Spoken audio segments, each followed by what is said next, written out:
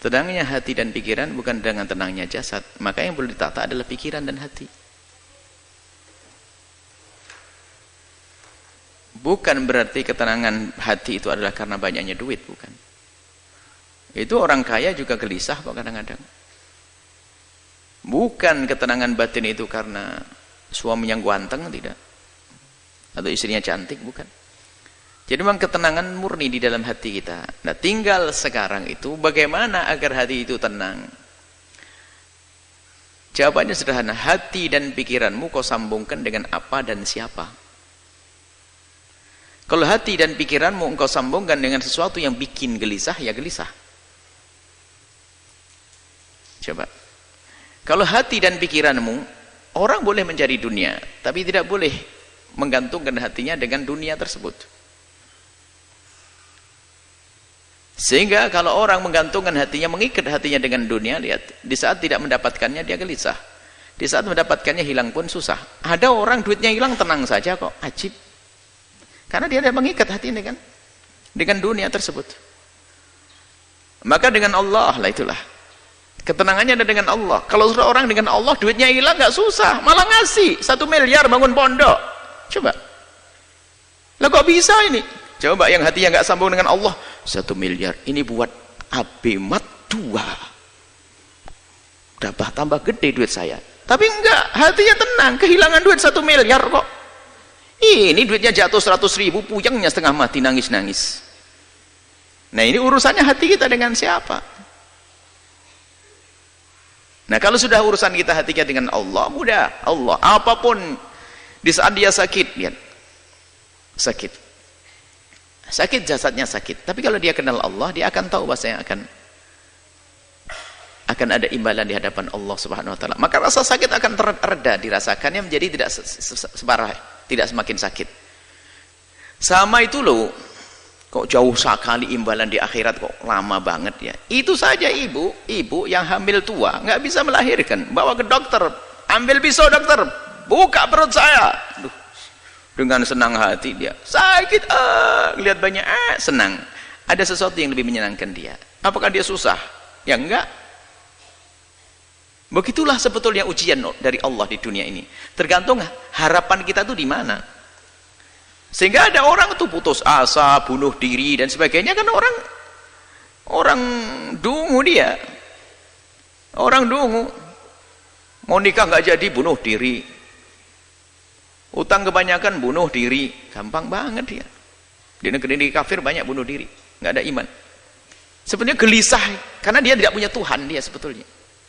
Kalau punya Allah, nah ini sekarang biasakan dengan Allah. Maka ala bidzikrillah tatma'innul qulub.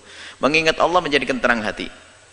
Bukan kegembiraanmu adalah dengan dibalik tumpukan harta. Coba kita melihat, kita menemukan orang di kampung-kampung sangat sederhana, gaji sehari untuk makan sehari. Tapi no problem dia, hidupnya candaria dengan istri ya, masya Allah. Suaminya berangkat dulu, nanti tak kirim sarapan pak ya, nggih.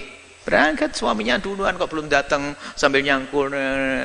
Suami inti yang bawa rantang ngasih bungkus pincuan begitu bawa makan, pak ya, nah pulang nanti bawa sayur suaminya, tatanya pak dapat burung, dapat ikan sedikit, nggak pernah punya problem dia, kayak orang punya istana itu.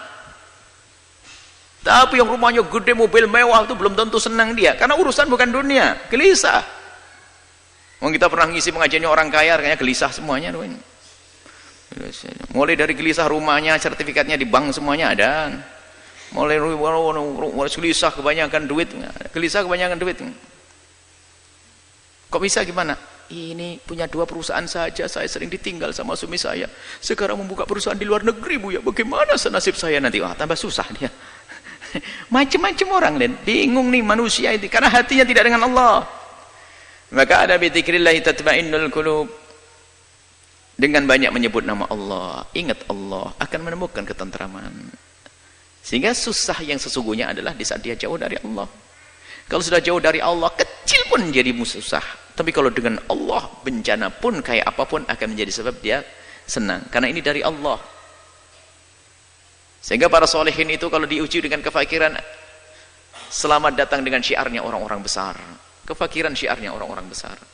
Dia tidak menganggap sebuah kerendahan. Tapi lihat yang tidak punya iman, nasib sudah sholat tetap melarat, Tuhan tetap melarat. Kurang ajar sama Allah nih. Gimana bisa bahagia dengan Allah saja curiga begitu, dengan Allah sudah nggak benar. Baik ya, kuncinya adalah bagaimana hati kita. Kita biasakan dengan Allah, hakikatnya seperti itu. Tapi di samping itu juga kalau kita berkumpul dengan kemuliaan, Anda akan menemukan kesejukan. Kenapa Allah akan turunkan rahmat di tempat semacam ini? Anda bergabung di tempat-tempat mulia. Biarpun secara zahir tidak langsung hiburan itu disajikan. Misalnya kalau orang ahli maksiat kan hiburannya adalah hadir berdisko dan sebagainya, ketawa-ketawa. Kata sesaat itu susahnya panjang. Senang kelihatannya, tapi tidak tahu bahasa dia akan menemukan kesusahan yang panjang. Tapi kalau kita menghadiri tempat mulia semacam ini, dijanjikan oleh Allah ada rahmat diturunkan, Anda semakin sejuk. Anda berkumpul dengan orang senang, orang baik, lihat ada kesejukan. Lihat.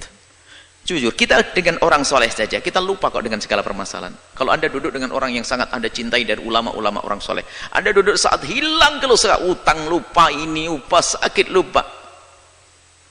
Itu hanya dengan orang soleh. Bagaimana Anda merasa dekat dengan Allah Subhanahu wa ta'ala? Bagaimana kita dekat dengan Nabi Muhammad SAW? Itu saja. Kembalikan hati kita dengan Allah. Biasakan berzikir, merenungi tentang nasib kita nanti di akhirat.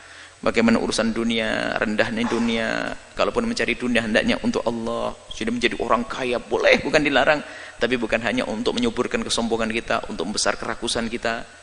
Kalau kita hanya mencari dunia hanya untuk dunia tersiksa, seperti diingatkan oleh Nabi, kalau ada orang hatinya itu rakus, dikasih lembah emas 1 minta 2, dikasih 2 minta 3, kasih ini. Dan unik, orang itu punya pabrik 6, itu pabriknya triliunan semuanya tuh. Itu kebakaran hancur 3, itu masih nangis nyungsep masuk rumah sakit. Bodoh banget dia, masih ada 3. 3-nya saja masih kaya raya dia. 3 perusahaannya masih berjalan, 3-nya runtuh, itu nyungsep dia masuk rumah sakit. Ya, kasihan benar tuh manusia.